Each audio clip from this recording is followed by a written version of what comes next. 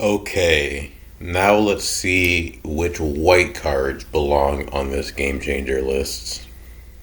I gathered all the ones I see complained about the most, and we're to go through them. Fair heads up, I think the format panel did a pretty good job of nailing the ones that needed to be there. So let's get started.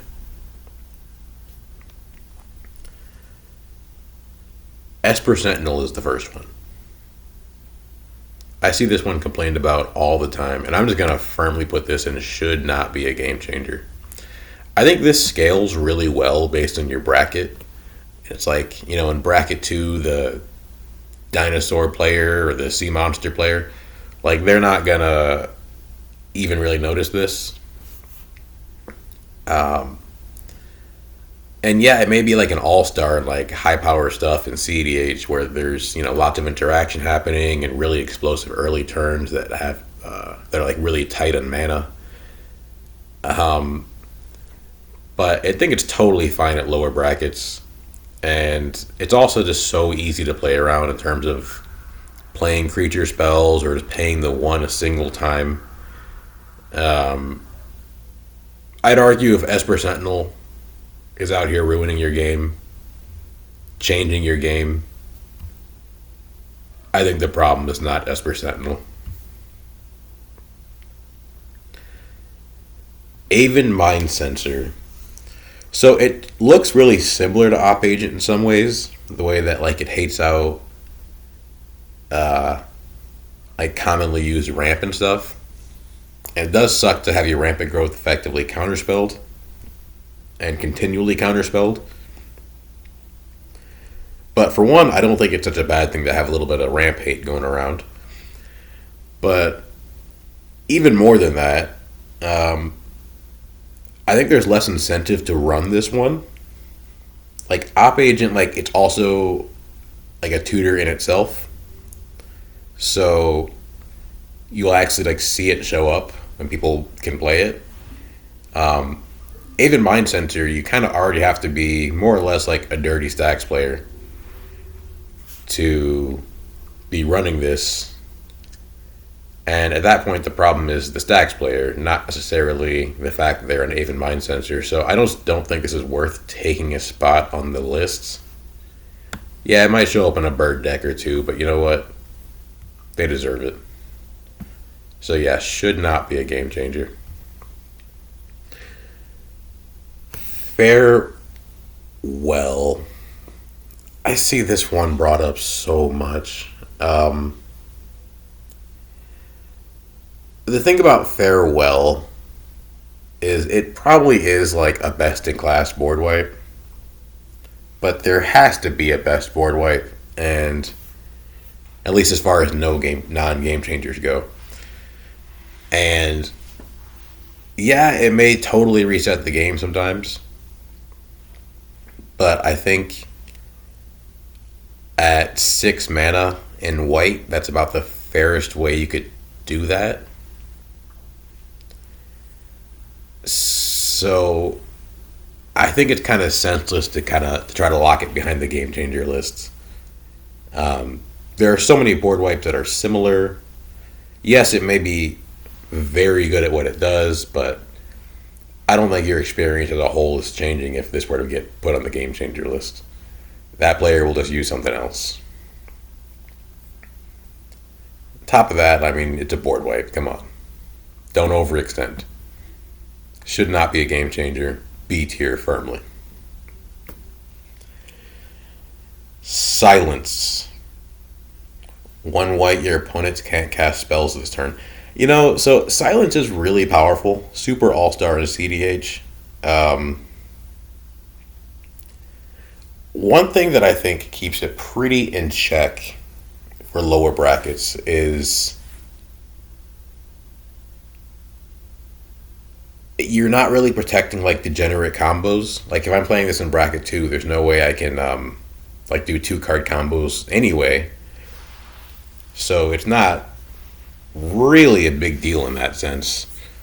If it's protecting something quite honest, or even disrupting something kind of dishonest, like that's totally fine. Come on, if I'm protecting my Voltron game plan, like, is that really an issue? I'm gonna actually set that. Shouldn't even be here. It's white's allowed to have good interaction. It's cool. Nevermore. Yo, low key, this card is way more toxic than Dranith. Because, like, Dranith, you put the whole table in that situation. And Nevermore, as somebody who played a lot of this card before Dranith came out, it mostly just hits, like, the Rakdos player / the mono red player. And then the rest of the table is, like, incentivized to protect it, too. So you're just, like, not quite like Iona, but you're just, like, locking out somebody's commander, and usually only one person's commander. It's like, we're all going to play commander. You watch. This card is fun, but honestly, I think it's kind of a sleeper include. I'd say A tier, reasonable include. If I woke up and saw it tomorrow in the lists, I would not think they have gone crazy in the format panel, but also does not need to be there either. It's not really played that much. Next is Peacekeeper. 2 and a white. During your upkeep, pay 1 white or sacrifice Peacekeeper. Creatures cannot attack. Yeah, this one is also, like, weirdly degenerate. Totally actually is, like, it feels like a game changer when it works. Can absolutely, it's almost like a permafog, but it's quite easy to remove, and it requires really some degree of synergy to abuse, like a recursion engine or something going on, which isn't super hard, but also is, you can be doing a lot worse with recursion engines.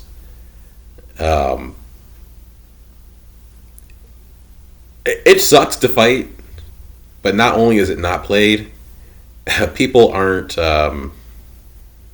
like, if you aren't running removal for things this basic, I mean, I don't know what to tell you. Yes, again, it's usually beside a recursion engine, but, like, remove the engine. At that point, it's like a wonky 2-card combo. And it's wonky enough where I think it's fine. I'm going to put that pretty firmly in... I could see reasonable include. I'm going to set this in B tier for now. I think it'd be a little bit wild if I woke up and saw this as a game changer. Approach of the Second Sun. Yeah, so per the new bracket rules or guidelines, high drop cards are, for the most part, kind of removed from the list, and I agree with that. That said, I could never see myself playing this in bracket 2. It's so hard to interact with for so many decks. I mean, obviously they can try to, like, beat you down into oblivion when they see the first cast, but usually there's going to be, like, some kind of like ways to abuse this to a certain degree.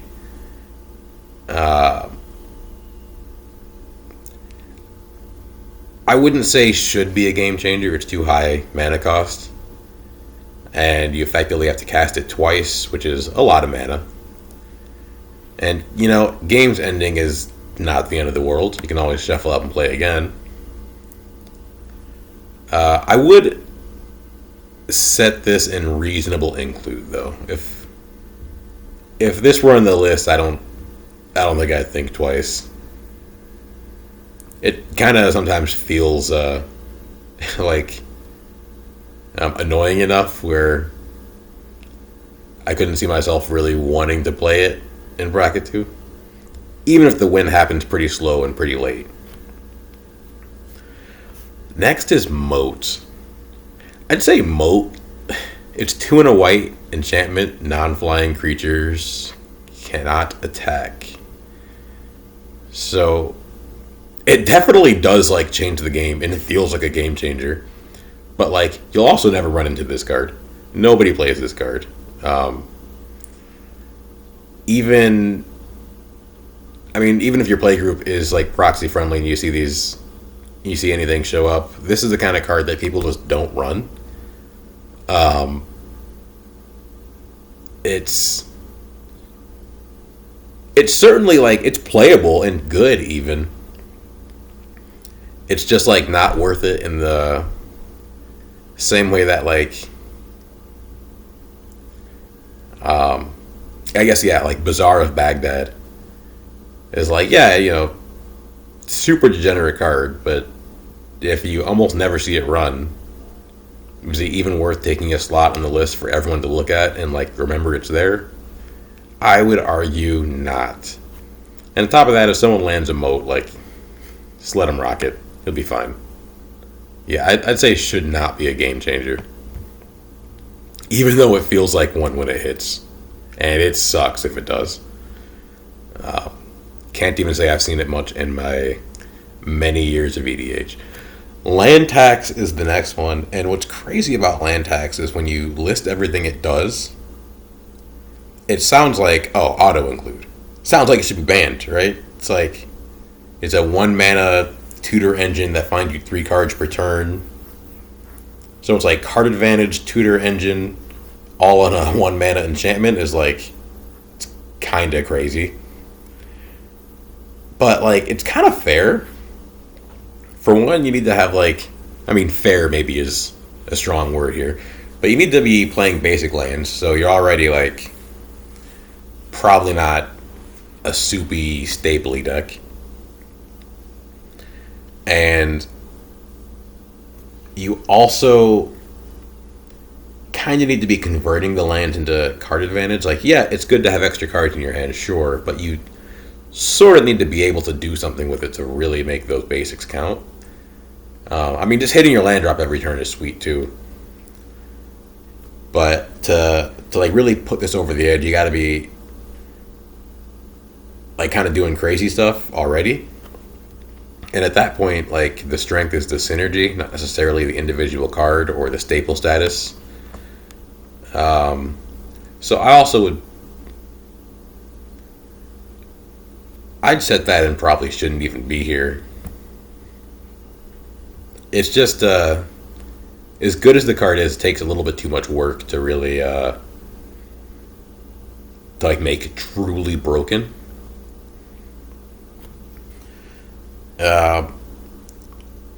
Alms Collector. So this is a weird one. 3 and a white flash. If an opponent would draw 2 or more cards, instead you and that player each draw a card. So the card is like pretty, as far as wheel payoffs go, it's pretty fair. And as far as card advantage hate goes, it's reasonably fair. Wizards has taken the stance, it seems, that wheel payoffs are the game changers and not the wheels themselves, which, makes sense. This is one of the few wheel payoffs that do have flash, but I think the fact that it's not in the color of wheels is, it means you kind of have to go a little farther out of your way to do the notion wheel thing. And then on top of that, it's not like the payoff is absurd like Notion Thief or Bowmasters or something. So it's maybe a little bit closer to Narset. It does have flash, which means it's pretty easy to make happen weirdly early. But also, I mean, at 4 mana,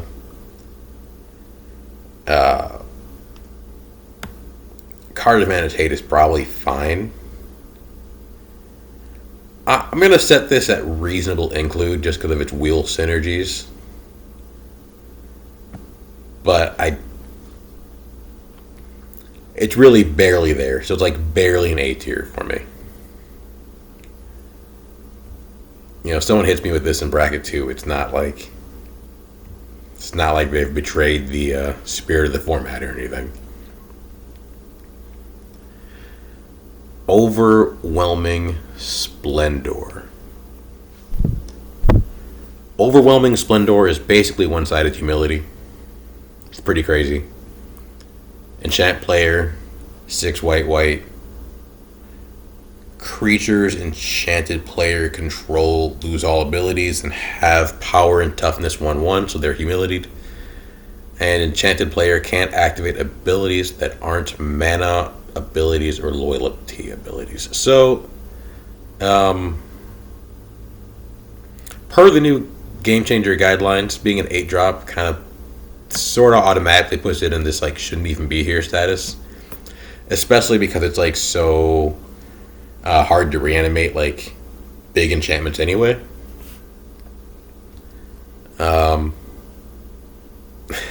It is miserable to get hit by this,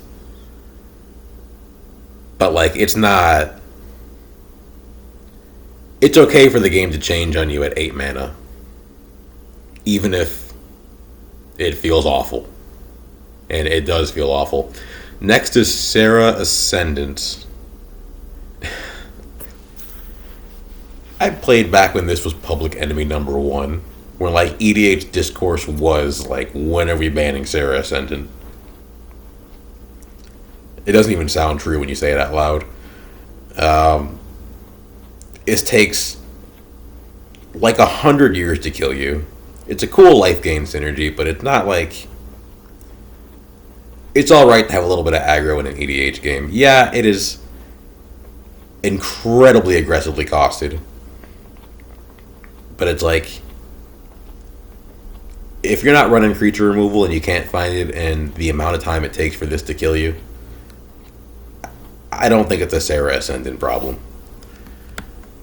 I'm going to actually set that, I guess how far you've fallen. I'm going to set that all the way and shouldn't even be here. It's like wild to discuss it. And then next is Solitary Confinement.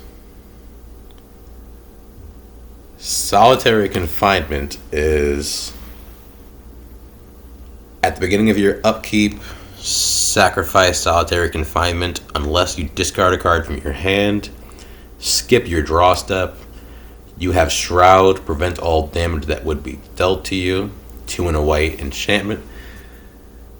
Yeah, so it kind of acts a little bit like a Everlasting Teferi's Protection, sort of. But it can, for one, be removed. So you can play this, then they just kill it and kill you.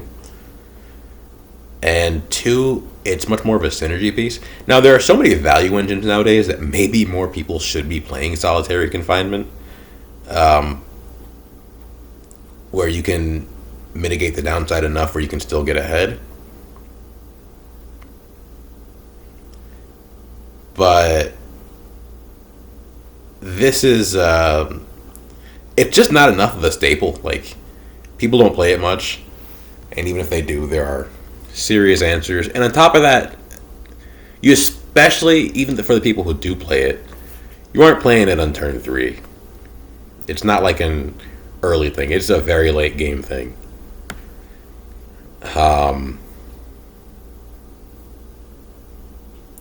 I actually put that in, it shouldn't even be here. Like, having Solitary Confinement in the discussion feels a little silly.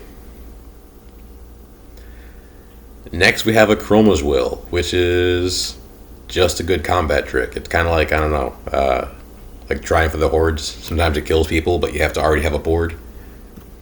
And then, like, the lifelink helps a lot, too, for anybody trying to counter swing on you. I think this is what EDH is about. Big boards, lots of keywords. Shouldn't even be on this discussion. Elish Norn. If Jingataxius, who dismantles your hand single-handedly, is not a game changer, I can't see Elish Norn being there either. Yeah, she is kind of a sometimes one-sided board wipe. I think the worst thing she's doing is maybe like land destruction synergies, where like, you know, you're turning your opponent's things into lands. but that's not even really in bracket 1, 2, and 3. So at that point, it just kind of defeats the purpose of putting her on the list in the first place. So yeah, shouldn't even be here.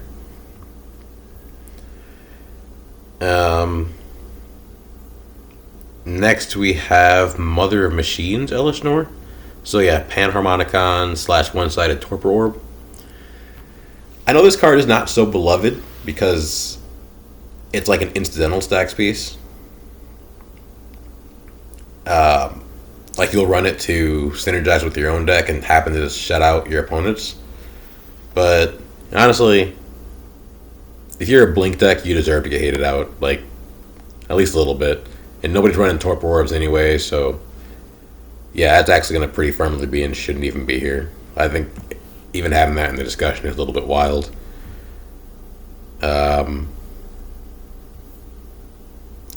Yeah, blink decks deserve it.